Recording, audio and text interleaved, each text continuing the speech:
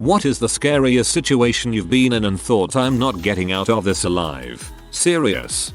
Was in Iraq on my last deployment and was conducting a foot patrol. As I pass a side street, the tailgate of a truck drops and there are 2 insurgents laying there with a machine gun who immediately open fire. The whole world slows down and seems to do one of those freaking Matrix things where you can see the bullets as I scream for everyone to take cover and run for cover myself. I felt my body jerk and yank around and almost fall off my feet several times until getting behind a building for cover. I just knew I was dead and could not feel the wounds because of the massive damage. Checking over my body, a canteen had been blown apart. A round had passed through a magazine pouch, destroying 3 magazines of ammo. I had 2 impacts that ripped up the cover of my helmet without punching through, and 1 round had passed through my uniform, across my chest, tearing at the inside of my body armor without 13 points of impact in all and not an scratch on me. We later joked that death must have been on vacation.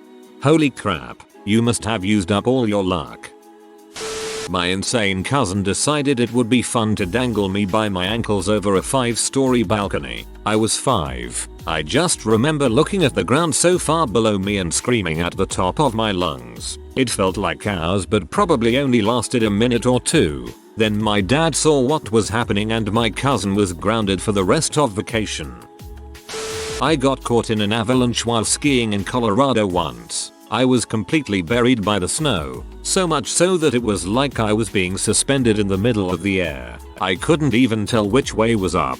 Mind you, I was around 7 at the time, so I didn't know the spit trick, and began shouting for help. I wasn't even sure if anyone could hear me, but I just continually shouted my head off, hoping someone would be able to come rescue me. After a little while, I started to believe that this was how I die, stuck in a giant snowball. I was stuck for a good 5-10 minutes before I heard a search team treading through the snow. Their dogs must have picked up my scent or something, but I heard barking, and then the digging away of snow. Then, a foot brushed up against my boot. Then my whole body was being forcibly pulled. The sun was blinding, and the world was spinning, as apparently I was facing downwards, so I got quite the head rush. I had never been so happy to see the sun before in my life. In 2004 I woke up and started coughing up blood. Not just a little bit of blood, but giant splatters of blood hitting the wall every time I coughed.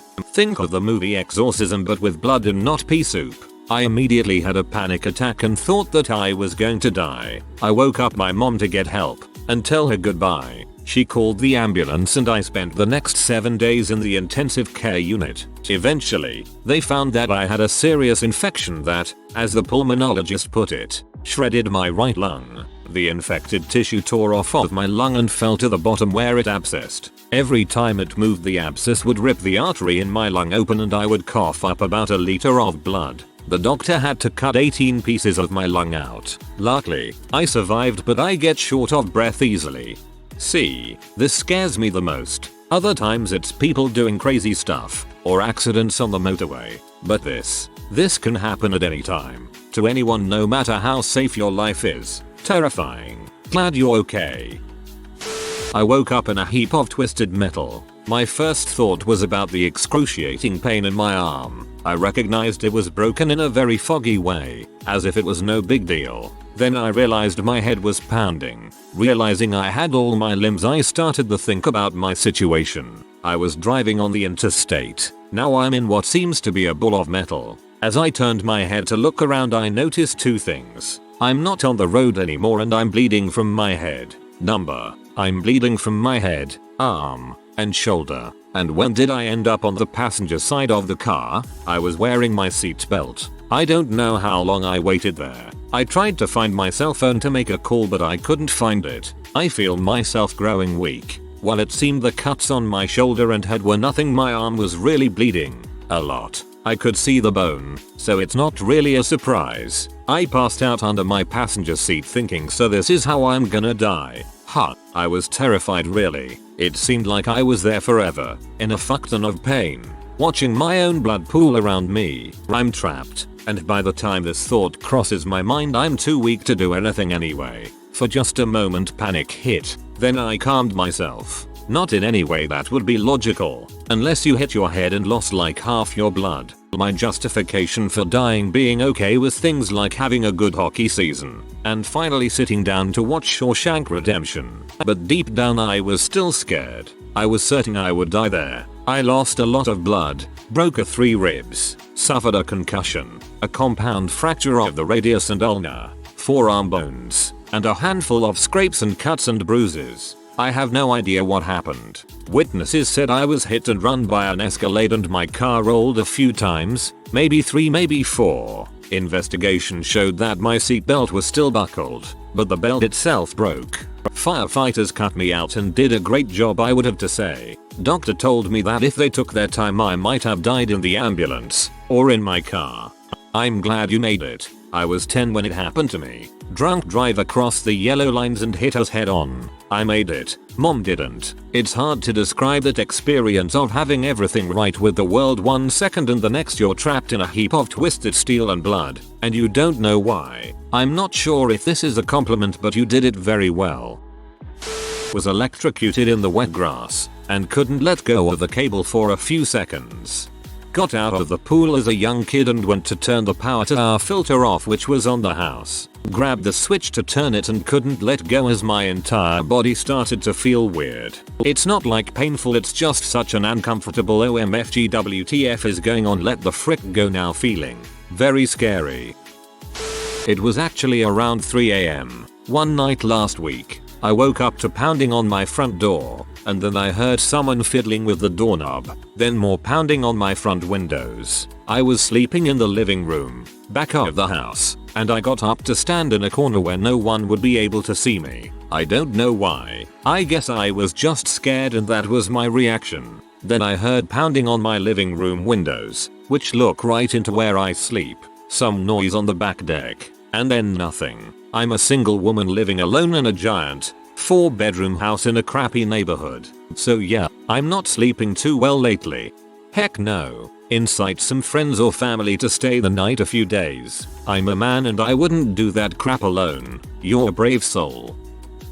A bunch of adventurous co-workers decided to take skydiving lessons. Couldn't pass that up. We did a few hours of on-the-ground training, and then they packed us into a tiny plane 4 at a time, clipped our ripcords to the plane, and we jumped out at about 2,500 or 3,000 feet. It was a static line jump, meaning that the plane opened your parachute for you as you fell away. It was one of the best feelings I'd ever had, and I went back on my own the next week. I couldn't talk anyone into coming though, so it was just me. I signed up for an accelerated course that involved a lot more ground training and 3 tandem jumps, where you clip up to an experienced jumper and they teach you how to maneuver and gauge your control and focus, and then you get cleared for jumping solo. It all went great, and after a couple more weekends I was doing solo jumps and working on turns and having some of the most intensely awesome experiences of my life. On my 10th jump, I went out at around 12,000 feet and started trying to figure out how to do something other than turning and tracking.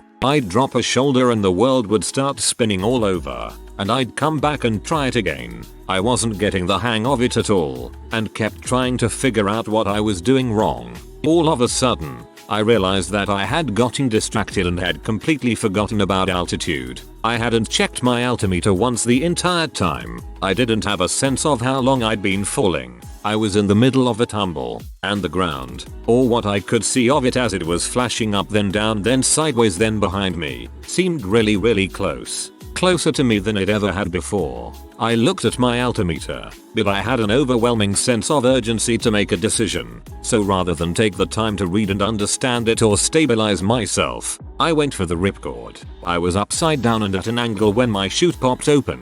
It had been packed very loosely, and when the risers went taut, one of them wrenched my neck pretty good and twisted my helmet 90 degrees, smashing my nose into my face and blinding me. I flailed around unable to see anything, not knowing if my chute was open or garbage, trying to get my helmet unstuck. Even more than being scared that I was going to die, I remember feeling a profound sadness that it was my own stupidity that got me there. Panic helped me untwist the helmet, and it really hurt. My nose did not want to be smashed back the other way, but a desire to know how many seconds I had left was a strong motivator. I was still 1,200 feet above the ground. What an idiot. Overall, it was great fun, but I got all the excitement I needed out of skydiving and haven't been back. Maybe someday.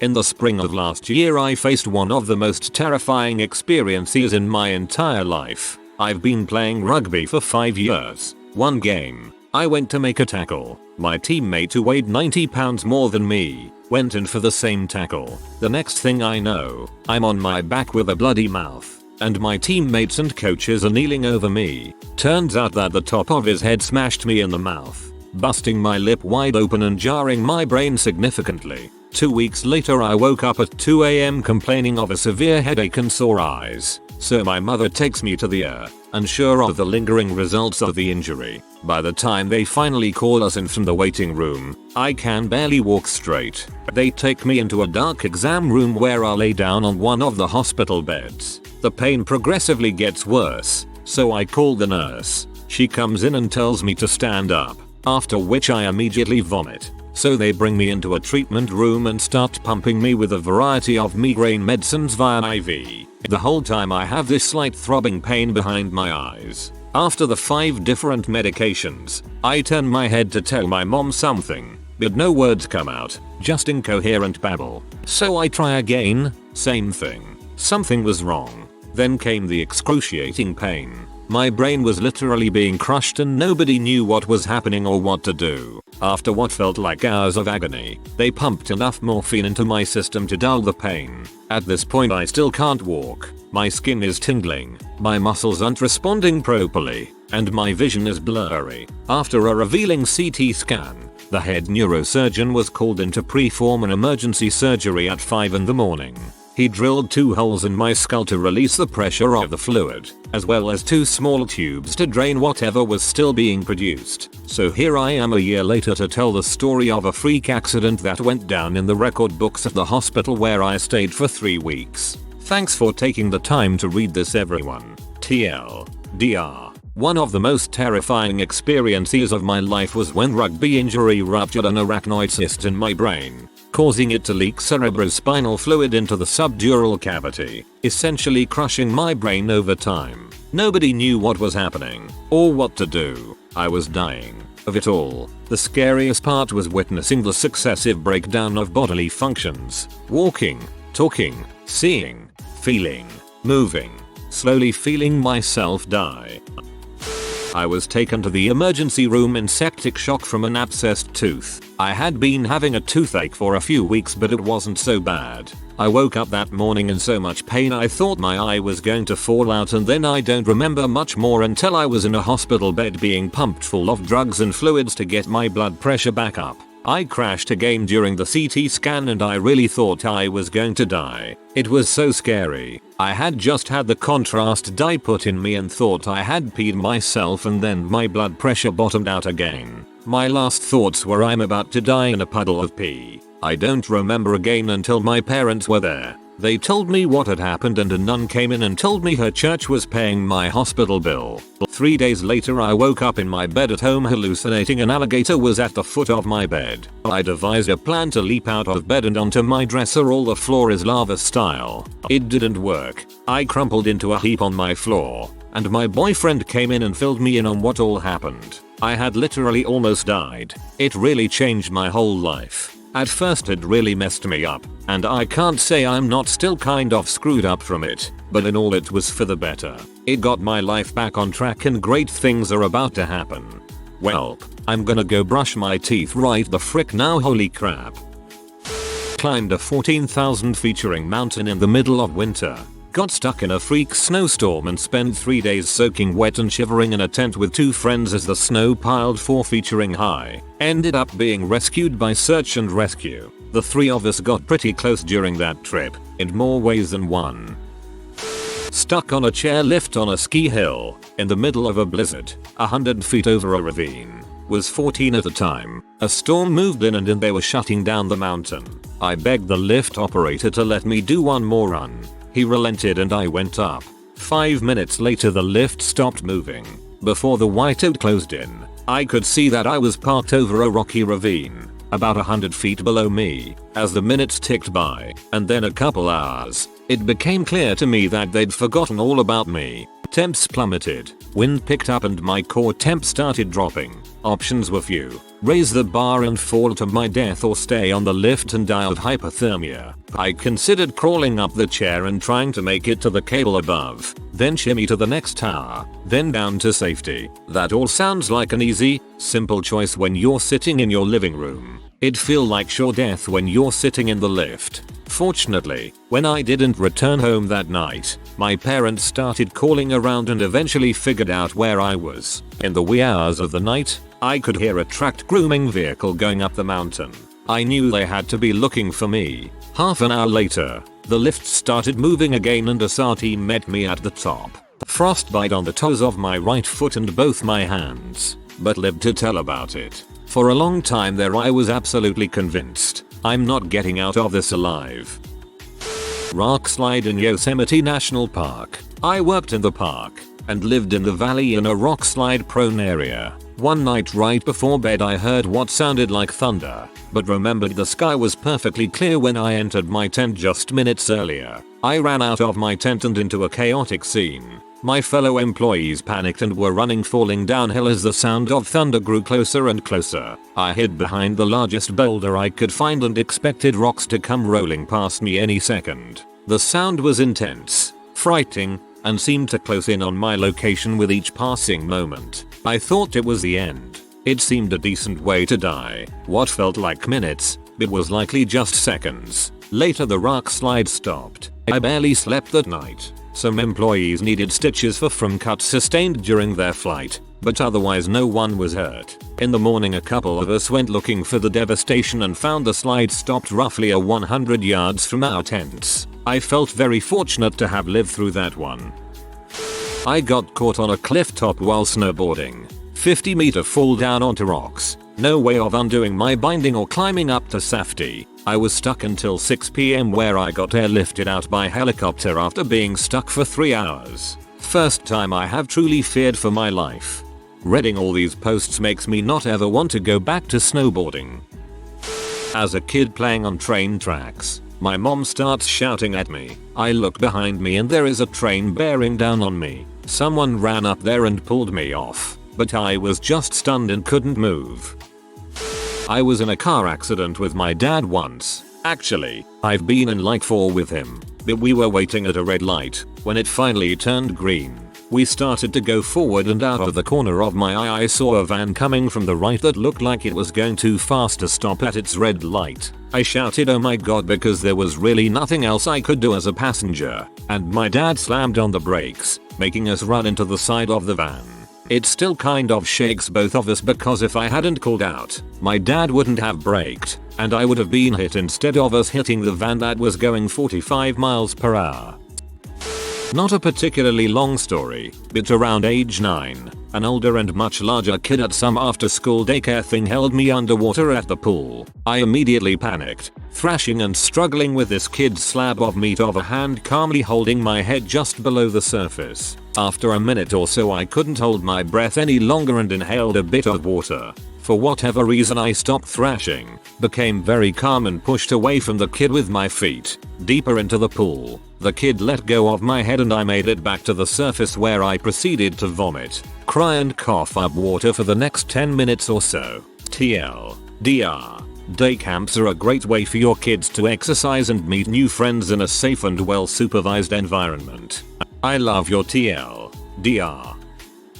While going to Fresno State University I moved into some apartments right off the school. They were right next to the university on Bulldog Lane, which I later found out it was known as one of the more dangerous places in the area. So I had this CAD class at night while in college, and class was around 3 hours long. It would usually end at around 10 at night, and I had no car, so I would have to walk alone for a good half a mile off campus to my apartment. One night class took a little longer and I ended up walking home at midnight. So I make it to the apartment's locked gates and notice some suspicious guys waiting outside the gate. I was already scared and suspicious about them, but I decided to just ignore them and walk in. Right before I make it to the door they stop me and ask me if I wanted to buy M. I just ignore them at first and put in the code to the gate. As I walk in they ask again and I just say no. My dumb butt never thought that now I opened the gates to the apartments and they can follow me to my place.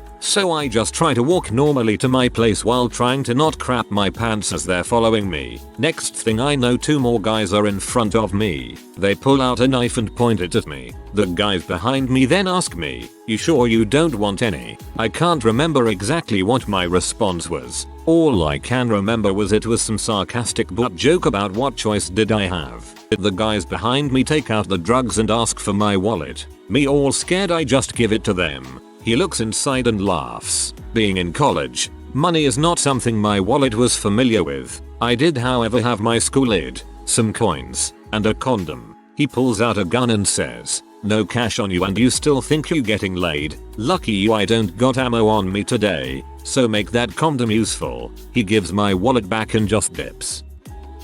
Ambushed by 2 Taliban. Read. Local buttholes criminals. With RPK machine guns from about 60 meters away. Myself and 4 other guys were dismounted from our MRAP looking for command wires on a stretch of Highway 1 in Ghazni province. AFG. We have to hop over this mud wall into a grape field in order to keep moving parallel to the road. As I'm going over the wall, I think to myself, wow, this would be a really crappy place to get ambushed. We were effectively isolated from our vehicles which had crew-served weapons in a walled-in field. Not good, but we had to go in there to look for the wires. We had gotten hit in this area before, so we walk. No more than 2 minutes after we cross that wall, crack, crack, crack, crack, crack. I could feel the first round fly right in front of my face. It was like feeling a kind of overpressure right in front of your face. Kind of like if you've ever had a baseball thrown really close to you and you can feel it passing by. Anyway, there were 2 machine guns shooting at us from 2 different angles. We were cut off from the rest of our platoon, so we had no crew-served weapons to bail us out. To make a long story short, we ended up shooting and grenading our way out of that field and somehow no one, on our side, got hurt. Ended up with a bullet hole in the shoulder pocket of my uniform. Rough day. I'm really surprised there aren't more Afghanistan-Iraq war stories on this thread. Glad you made it through that. I was on a plane that caught fire. We were over the Gulf of Mexico about an hour from land. We had to sit there and try to stay calm. I hate to fly even years afterwards. My husband was out of town, and I woke up to a man standing at the foot of my bed. I thought to myself calmly, so this is how I die. I forgot that I had dragged my elliptical trainer into the bedroom to make room for more crap in the living room. A jacket draped over gym equipment makes for an ominous figure. I love to swim in the ocean, and I used to have no fear of swimming out too far, since I'm a very strong swimmer. Last spring, I was at the beach and I saw a sandbar a ways out. I could see the waves breaking, which let me know there was a shallow area, and I decided to swim to it. A friend accompanied me, but about halfway she got nervous and turned back. I was like, "8, see ya," and kept swimming. When I got close to the sandbar I was pretty tired, but I figured it'd be fine. I'd rest there where I could stand, and in a little bit I'd swim back. But the problem was the sandbar was too deep to stand on. I could touch the bottom easily, but the water was a few inches above my nose, so I couldn't rest. I was annoyed, but I didn't think it was a big deal, until I started swimming back. I was very far out, and I was tired. I wasn't making much progress forward, and the waves were tossing me around. My friends were tiny spots in the distance. I started to panic. I thought, I'm going to drown. I'm going to freaking drown. I've never been scared like that. Not before or since. I wanted to cry. My heart was pounding. I was totally exhausted, and because of the adrenaline coursing through me I was paddling way too hard, not getting anywhere. I was having a panic attack in the middle of the goddamn ocean. All of that lasted maybe a minute, not more. Suddenly this thought came through, louder than anything else. Do you want to freaking die? And I realized, if I kept doing what I was doing, I would drown. If I kept panicking, I would die. I was 19 at the time, and up until that point I had never seriously faced death. I forced myself to stop swimming and just float for a second. I forced myself to calm the frick down. Then I started swimming back. More calmly, now, I was not going to die. I was not going to freaking panic and die because I was acting like a reckless goddamn butthole. I honestly think the only thing that kept me alive was how off with myself I was. I was still scared, but I pressed all those feelings down and just swam, and swam, and swam. When I got back to the beach, I completely collapsed. I crawled up the sand until I was far enough out of the surf that the waves wouldn't come up to my face. I was heaving. Best workout of my life, right? Jesus. I don't know how long I had to lay there before I could get up, but while I was down there, the water lapping gently at my legs, I kissed the sand completely sincerely and developed a healthy freaking fear of the ocean. That was a great read. I know that panic. All consuming. Glad you made it back okay. If you are new to the channel, you can subscribe. I publish new videos every day. Until then, check another video.